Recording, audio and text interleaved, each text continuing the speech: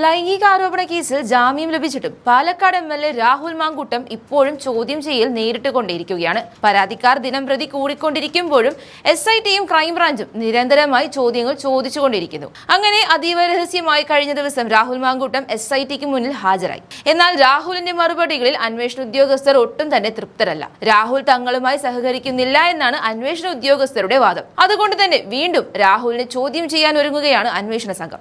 ഇത്തരം ചോദ്യം ചെയ്യലുകൾക്കിടയിലും ഞാൻ അവൾക്കൊപ്പം എന്ന മറ്റുള്ളവരുടെ പരാമർശങ്ങൾക്കിടയിലും നിന്നുകൊണ്ട് പല ഗുരുതര വിഷയങ്ങളിലും ആരോപണങ്ങളിലും സംസ്ഥാനത്തിന്റെ മുഖ്യമന്ത്രിയെ രൂക്ഷമായി വിമർശിക്കുകയാണ് രാഹുൽ.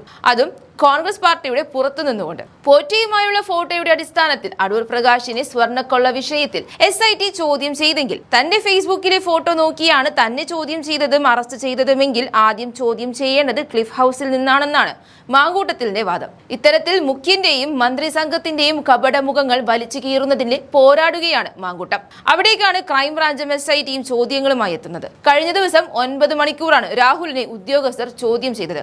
കൂടാതെ വൈദ്യപരിശോധനയും നടത്തി. ഇതെല്ലാം കഴിഞ്ഞ് 4 മണിയോടെയാണ് അദ്ദേഹത്തെ വിട്ടയച്ചത്. ഇത്രയും നേരം പിടിച്ചു വെച്ചിട്ടും ഇപ്പോഴും ഉദ്യോഗസ്ഥർ പറയുന്നത് രാഹുൽ ചോദ്യം ചെയ്യലുമായി സഹകരിക്കുന്നില്ല എന്നാണ്. അതേസമയം വിഷയത്തിൽ സുപ്രീം കോടതിയുടെ വിധി രാഹുലിന് അനുകൂലവുമാണ്. എന്നാൽ ഇപ്പോഴത്തെ ചോദ്യം ചെയ്യലിൽ പീഡനം നടന്നുവെന്ന് പറയപ്പെടുന്ന സമയത്ത് രാഹുൽ ഉപയോഗിച്ചിരുന്ന മൊബൈൽ ഫോണുകൾ ഹാജരാക്കാൻ അന്വേഷണ സംഘം ആവശ്യപ്പെട്ടിരുന്നു. പക്ഷേ ചില ഫോണുകൾ വിറ്റുപോയെന്നും ചിലത് നഷ്ടപ്പെട്ടുവെന്നുമാണ് രാഹുലിന്റെ മറുപടി. എന്നാൽ അന്വേഷണ സംഘം അത് ഇതുവരെ വിശ്വാസത്തിലെടുത്തിട്ടില്ല.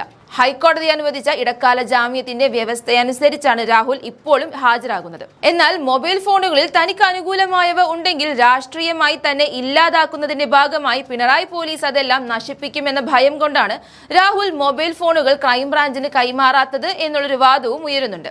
ഇനി തിരഞ്ഞെടുപ്പിലേക്ക് വന്നാൽ രാഹുൽ നിലനിർത്തി പോന്ന ഇടതുകോട്ടയായ പാലക്കാട് രാഹുലിന് പകരമായി തികച്ചും പ്രൊഫഷണലായ കണ്ണൻ ഗോപിനാഥിനെ ഇറക്കാനാണ് കോൺഗ്രസിന്റെ തീരുമാനം.